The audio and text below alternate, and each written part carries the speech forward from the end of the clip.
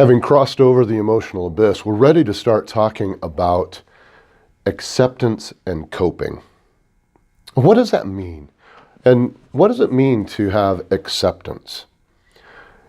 In the seminal work on death and dying, Kubler-Ross talked a lot about acceptance. And what she was talking about was the acceptance of the terminal moment of mortality. That moment that her clients, the patients in this care facility, came to a moment of acceptance that their life was ending. That makes a lot of sense when you think about terminal illness and that quiet peace that can come when we have accepted and are at peace with and have come to terms with our mortality. But for those of us who are here, we're moving on. We're not looking at mortality and the finality of it. We're looking forward at the rest of our life. So when several years ago, 20 plus years ago, when my grandfather died, my acceptance wasn't acceptance as Kubler-Ross talked about.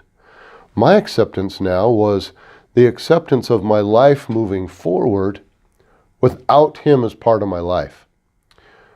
My son that was about to be born at that time, in fact, he was born just right before Grandpa died.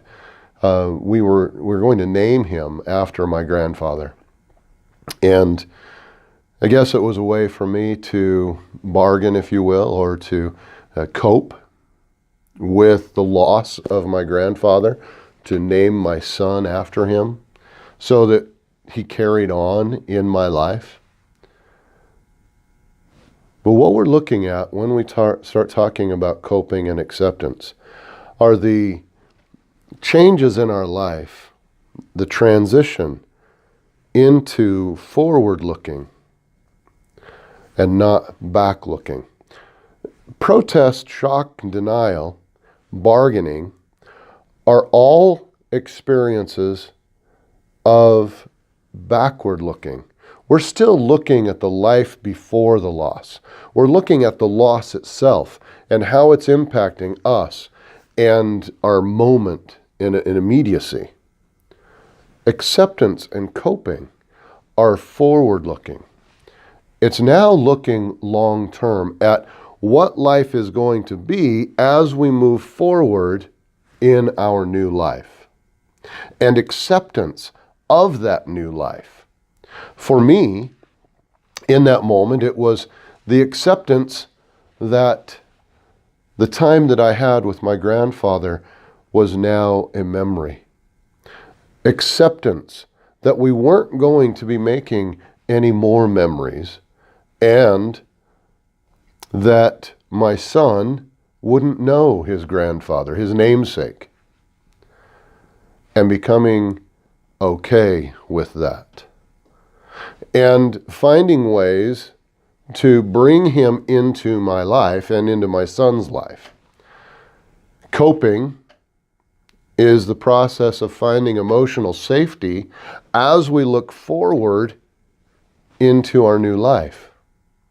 Whereas bargaining is kind of like coping, but it's slowing us back. It's taking us back away from. So I was teaching a group of hospice care support people about this notion.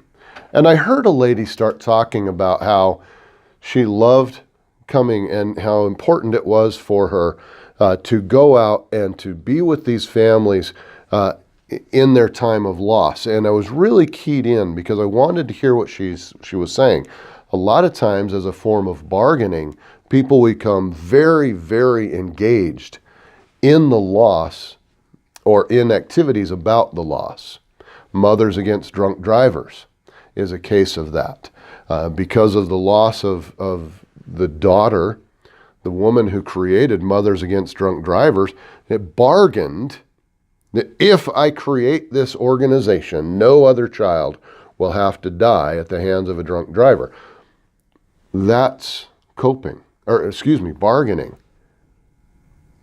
especially in the beginning. And so I heard this woman talk about how it meant so much to her, and because the loss of her own mother had been so impacting to her, she wanted to get in and do this work. And I'm like, oh, is this person bargaining? They haven't fully dealt with, and they're trying to ease away from their own emotional abyss by giving all of this energy to other people. And then she said something that said, no, she's coping and moving into acceptance. She said, because I gained so much from the hospice, and it helped me come to terms and be okay with my mother, the loss of my mother, I now want to give back. And I want to be able to bring that same experience to other people as they're going through this. That is the difference between bargaining, pushing through and having all of that energy push against, almost as a buffer and an avoidance, that parachute, as opposed to coping, where now we're taking all of that energy and we're putting it back in. And we're moving forward with it as we move through our life and move in an open forward direction.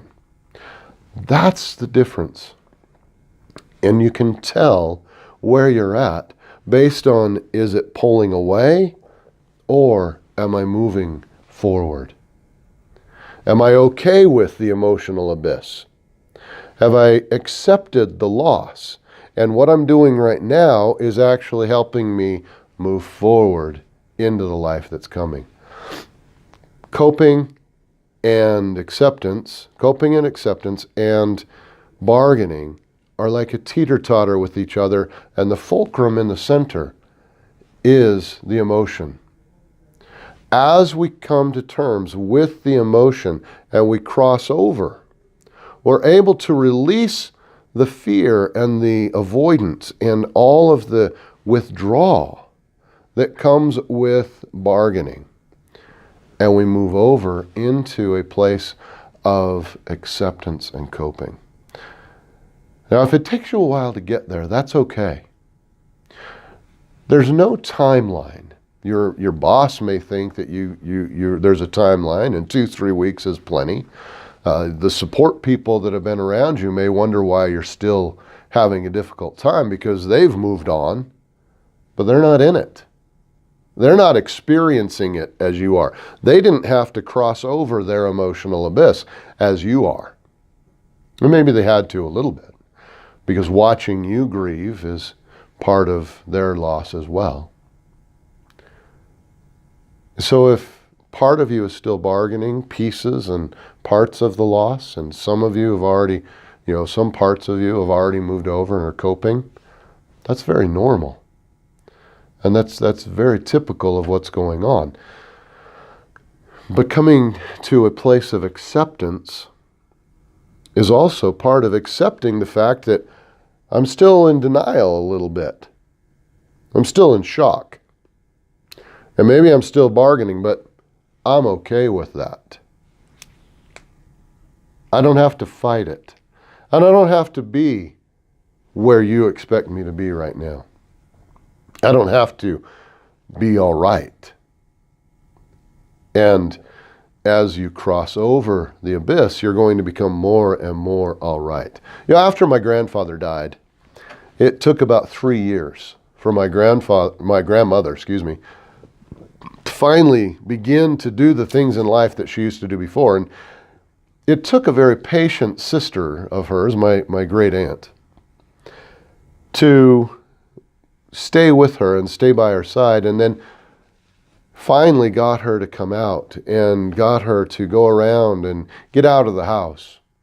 And then little by little, they were able to go on little trips, and they went to see family a few cities over.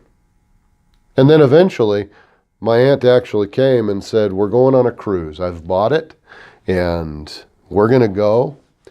And that was something that my grandma and grandpa loved to do. They loved to travel, and they went on a few cruises. And so when my aunt was able to come in and take my grandmother, that was a great sign that Grandma had crossed over to this place of acceptance. She was now moving forward as opposed to holding back. You'll get there. I know you'll get there. And you'll get there as you cross over the emotional abyss, like we talked about in the past chapter. And go back and review that. Constantly come into your emotional abyss, because the more you do, the more you'll actually step over into a place of coping and acceptance. And that's where our power comes in. That's when our life begins to wake up. We're sitting in that snow globe, and as you're there, you're now able to say, okay, that's where that piece fell. I'm okay with that. And this piece is over here now, and that's okay.